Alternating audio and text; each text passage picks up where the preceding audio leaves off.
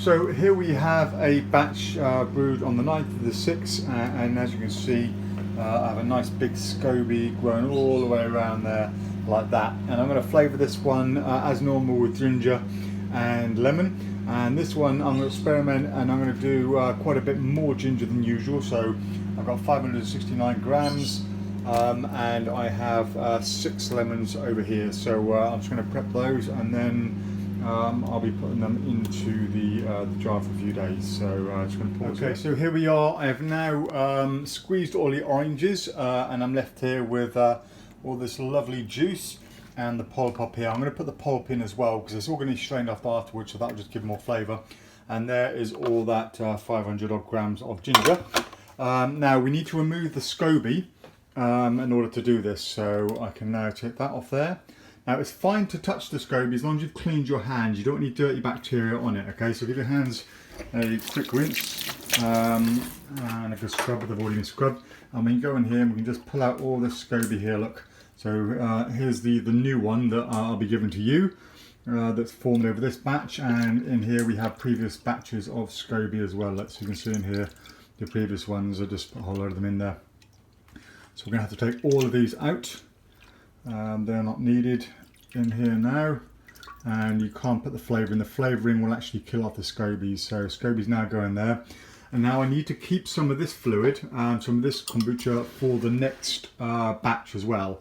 Okay, so I need to make sure I've got enough in here to brew. So I'm going to try and do this with one hand while filming. Come on, turn it on. I just got to put the camera down for 1 second. Okay, here we go. So we now have a whole load of SCOBY, and it's kept nice and safe there with some kombucha on top, and that kombucha will be the starter fluid for the next batch. Okay, so get a cloth here, wipe a bit off my hands and everywhere. Now I'm going to put this away and store it, but I'm not going to put the lid on. Okay, a SCOBY needs air to survive. Okay, it needs oxygen. So we're going to be putting the gauze that was on here, the cheesecloth. We're going to put that back over here, and that will go in the cupboard. Let's see how my one-handed skills are.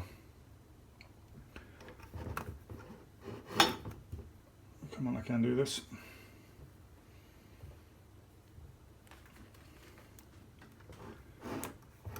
There we go. Right, okay, so that can now go in the cupboard, and that will be good until the next batch is brewed. Okay, so put that over there. Now, all we need to do is to literally add all our bits and bobs. So let's start off with the lemon first. I'm going to put all that in there. There we go, add all the lime juice. All the ginger. Now the ginger was peeled with the skin on. You don't need to worry about removing all the skin.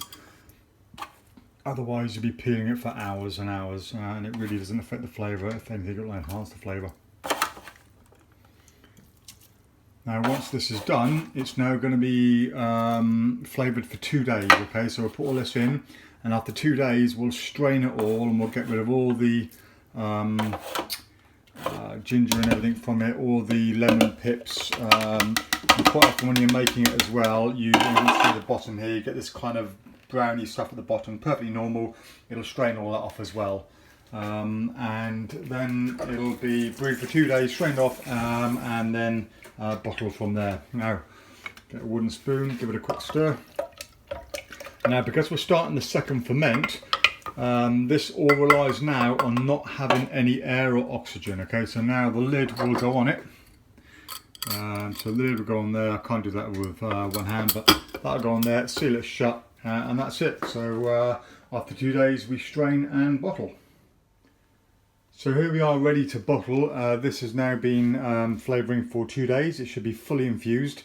So to do that, we're going to pour all of this into these saucepans, clean out the jar here, then the bag is going to go in, and I'm going to pour everything back in and then take the bag out. So that should be then strained of all the ginger and everything that's in it, and then I can just simply bottle it. So for now I'm just going to stop the video and strain all this. There we go, the bottle has now been cleaned. All the kombucha is all around here. So my big bag goes into the jar, and now all I have to do is to pour all the liquid back into it to strain off all the ginger. So I'll fast forward to that part. So here we go, all done. Last process, all I need to do now is to remove my bag, give that a good squeeze out.